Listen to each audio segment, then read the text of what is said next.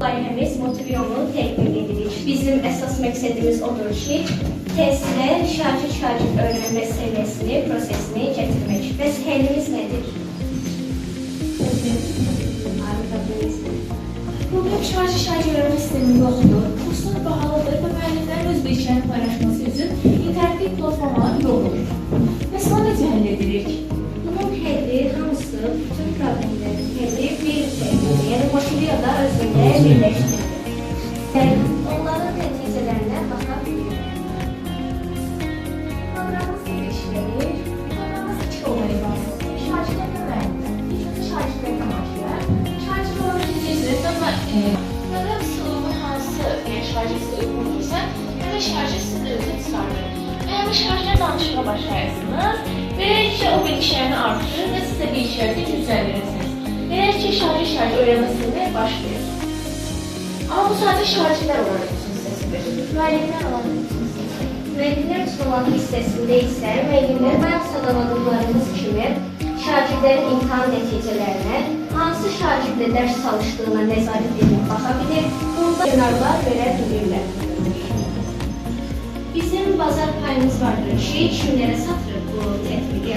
Deməli, biz müəllimlərə, məktəb icmalarına, təhsil müəssisələrinə və şagirdlərə satırıq. Bunu da hesablasaq, Azərbaycan bazarında biznes modelində də biz bunu necə əldə edəcəyik? Deməli, evin üzvlüklə və aylıq abunəliklə. Aylıq abunəlik, məsələn, şagirdlər olan hissəsində olarsa, dərs alan şagird, dərs verən şagird üçün də ilk olaraq 9-10 min civarı pul lazımdır. Və biz bunun üçün doğru tərəfdaşı seçməlidir. Gətiriniz sizə təşəkkürlər.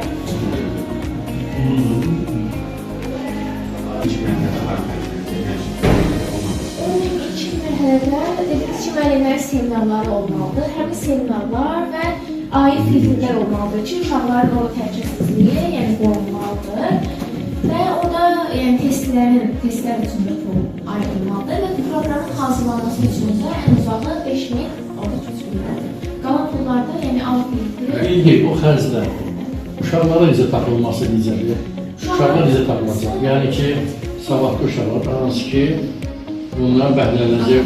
Sosial medialardan tapa bilərik. Məsələn, TikToklarda görürük ki, reklamlar çıxır bütün platformalarda. Həmin reklamlarla əməkdaşlıq qurduqdan sonra öz proqramımızı YouTube olsun, Instagram olsun, TikTok olsun, belə platformalarda reklamlarla uşaqlarla çıxarda bilərik.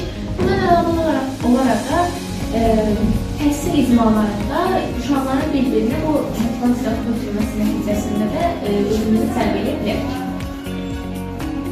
Bu testlər dediyimizdə düzdür. Bu testlər bütün başqa sınıflarında artıq testlər buraxılır və şagirlər işləyir. Yəni, hər müəllimin öz testləri var, proyektləri var, şagirlər işləyir, düzdür. Aydın biz sizin testini digər həmin testlərdən fərqi necə olacaq ki, şagirlər özünə cəlb eləsin ki, şagirlər burada aktiv olsun və yaxud da eyni istifadə edebilsin. Və yaxud da kitlər. Kitlər hazırlanacaqsınız, qoncular olacaq.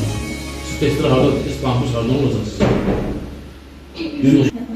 Testi süni intellekt vasitəsilə əldə edəcək və bundan əlavə də bayaq dediyimiz kimi müəllimlər özləri öz profillərini, hesablarında test paylaşacaqlar. Bir də o süni intellekt subyektiv yanaşma verir, alacaq.